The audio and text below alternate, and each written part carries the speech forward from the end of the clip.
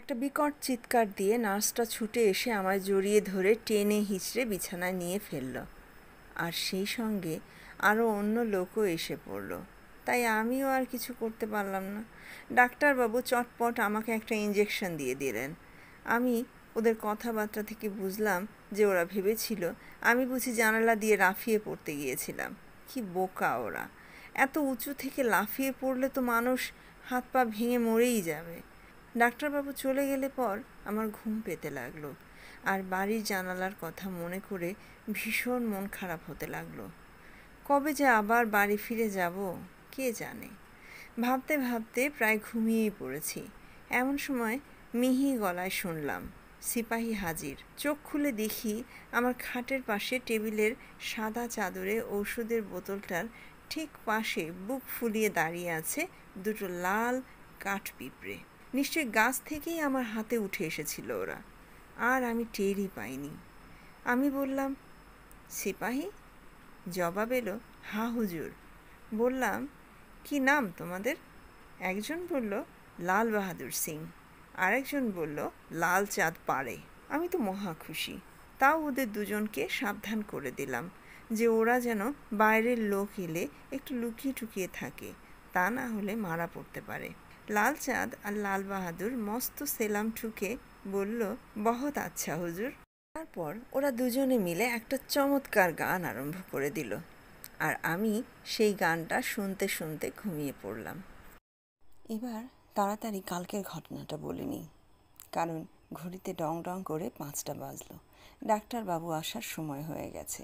কাল হয়েছে কি, বিকেলের দিকে শুয়ে শুয়ে লাল বাহাদুর আর লাল চাঁদের কুস্তি দেখছি। আমি বিছানায় আর ওরা টেবিলে। দুপুরবেলা আমার ঘুমোবার কথা, কিন্তু কাল ওষুধ খেয়ে আর ইঞ্জেকশন নিয়েও ঘুম আসেনি। কিংবা এও বলতে পারি যে ঘুম আমি ইচ্ছে করেই আসিনি। দুপুরবেলা ঘুমোলে আর আমার পিঁপড়ে বন্ধুদের সঙ্গে খেলা করব কখন? কুস্তি খুব জোর চলছিল। কে যে জিতবে তা বোঝা যাচ্ছিল না। এমন সময় হঠাৎ খটখট করে জুতোর আওয়াজ পেলাম। এই রে, ডাক্তারবাবু আসছেন। আমি বন্ধুদের দিকে ইশারা করতেই লাল বাহাদুর চট করে টেবিলের নিচে চলে গেল। কিন্তু লালচাঁদ বেচারা কুস্তি করতে করতে চিত হয়ে পড়ে হাত পা ছুটছিল, তাই সে অত তাড়াতাড়ি পালাতে পারল না, আর তার জন্য একটা বিশ্রী কাণ্ড হয়ে গেল। ডাক্তারবাবু এসে টেবিলের ওপর লালচাঁদকে দেখে ইংরেজিতে কি একটা রাগী কথা বলে হাত দিয়ে এক ঝাপটা দিয়ে ওকে টেবিল থেকে মাটিতে ফেলে দিলেন। লালচাঁদ যে ভীষণ জখম হলো সে আমি ওর চিৎকার শুনে বুঝতে পারলাম। কিন্তু আমি আর কি করব? ডাক্তারবাবু ততক্ষণে নাড়ি দেখবেন বলে আমার হাত ধরে নিয়েছেন। একবার হাত ঠেলে উঠতে চেষ্টা করলাম, কিন্তু তাই দেখে আবার নার্স অন্য দিক থেকে এসে আমায় চেপে ধরল।